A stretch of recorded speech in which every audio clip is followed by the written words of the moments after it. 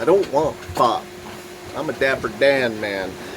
Look, somebody asked me to do a video about the disadvantages of sailing around on your home-built foam and carbon folding trailerable Trimaran. This is going to be a really short video because I can't think of any disadvantages. I think probably I should talk about the advantages, because there aren't really any disadvantages to building your own trailerable folding foam. Very light, very strong. Foam doesn't rot, bugs don't get in it.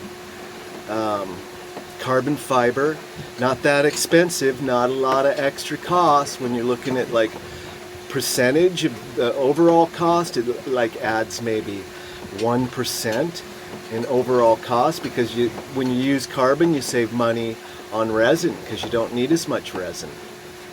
And so what are the advantages of a lightweight folding trailerable Trimaran? Oh boy, this is going to be a long video because there are so many advantages. Now some people would say, well, you can't bring as much stuff with you and you can't carry as much weight. Well, that's not a disadvantage, that's an advantage, because it forces you to do the right thing, which is just bring what you need and not much else. But you can still load her up quite heavy and not do sacrifice much in the way of performance. Like for example, right now, or a couple of days ago, we've eaten so many coconuts in the last few days, but we had like 50 coconuts on board. We've got 4 garphones full of water. We put on 80 liters of petrol. We have enough food for months on board, and we're still cruising. We're in light wind right now. We've got like 5 knots of wind. We're probably averaging 8.5 knots. We had our screecher up earlier. We were doing a 10 knot average in this wind, but it was a little bit hard on it. We like to keep it pretty easy,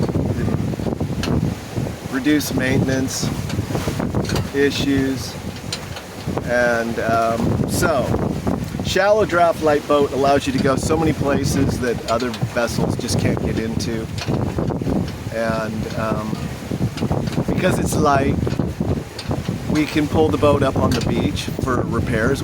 I've never had this boat in a boatyard in the like 22 years I've been sailing her. I've never had to put her in a boatyard to do work. I just roll it up on the beach on our inflatable fenders, and that's such a bonus to be able to not have to spend your time in a boatyard and pay the rent and just deal with the hassle of being in a boatyard. It's just great. So many places you can pull your boat up and not be bothered by anyone. Pull it up in the shade of a nice coconut palm or something like that, and take your time doing the work to the boat. Yeah, and what are some other advantages?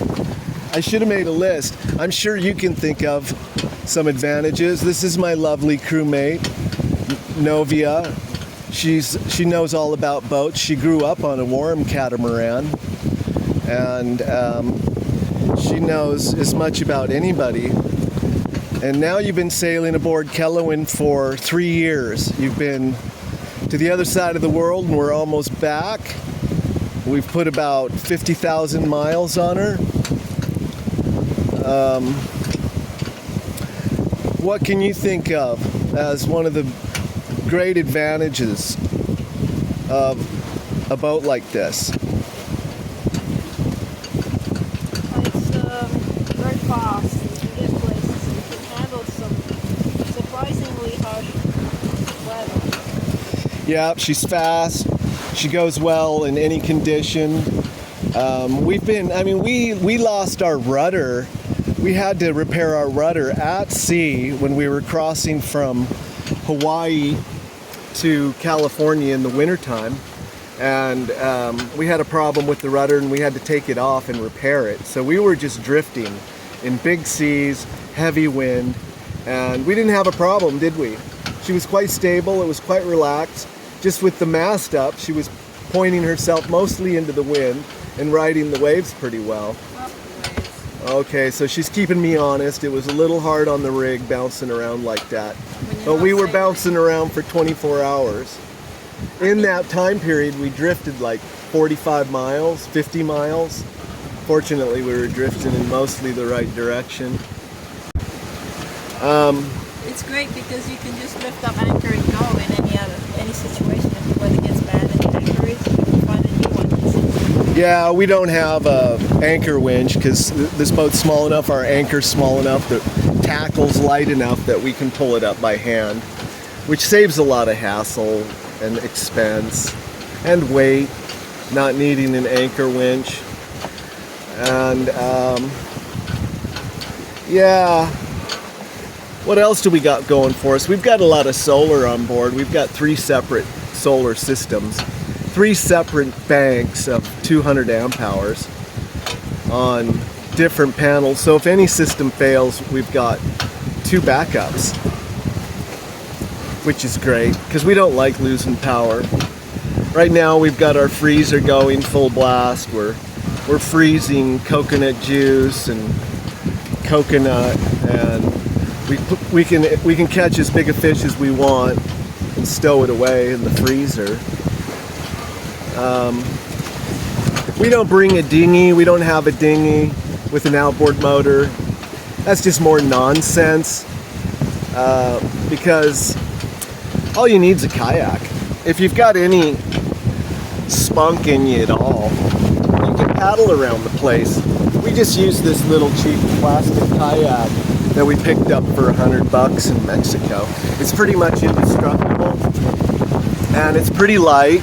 You can drag it around over the rocks and not have to worry. It's great and it's fast too. And you can pack pretty much anything in it. Yeah. So, more advantages. Help me out now. You can make a lot of boo-boos. I've done so many boo-boos, made so many goofs in this boat and not had to suffer much. I've sailed over reefs accidentally, crashed into rocks, and just scooted right up them. With the kick-up rudder, that's another bonus, is having a kick-up rudder. If you smack into a reef or hit some rocks or just go aground, the rudder kicks up on its own. So in all of the many times I've hit it, I've never damaged it. Taken a little paint off. Yeah, and because it's small, the rig can be relatively small. You can handle the lines, which makes everything cheaper. When you've got a smaller rig, the lines are cheaper, everything's cheaper. And yeah, trailerable's great. I mean, haven't had to pull it up on a trailer much, but we did want to pull it up here recently in the Baja, just to get it out of the sea for a while. We put it up at a friend's ranch for a couple of months while Nomi spent time in jail. That's another story. But yeah, so there aren't any disadvantages to having a foam and carbon lightweight folding trailerable trimaran. There just aren't any. You know, it forces you to be sensible, to cut down your load. That's how you want to go, as light as possible, as minimalistic as possible. It saves you money, it saves you hassle and headache. And being foam, you know, she can't sink, which solves so many problems, so much anxiety, knowing your boat can't sink. That means you don't have to screw around with one of these life rafts, these like self-inflating life rafts. Total nonsense.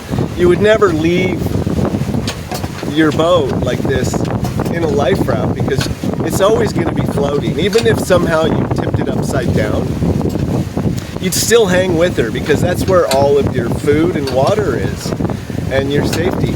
And also the thing about a folding trimaran is you potentially, if you get your act together, you can ride it. There's a technique and method of riding it after she's been capsized. So I've never had to do that, but I'm pretty confident we could do it if we had to. So, I think I've said about as much as you can. Yeah, the water is very sexy, is what a trimaran is. It's like owning your own Klingon bird of prey.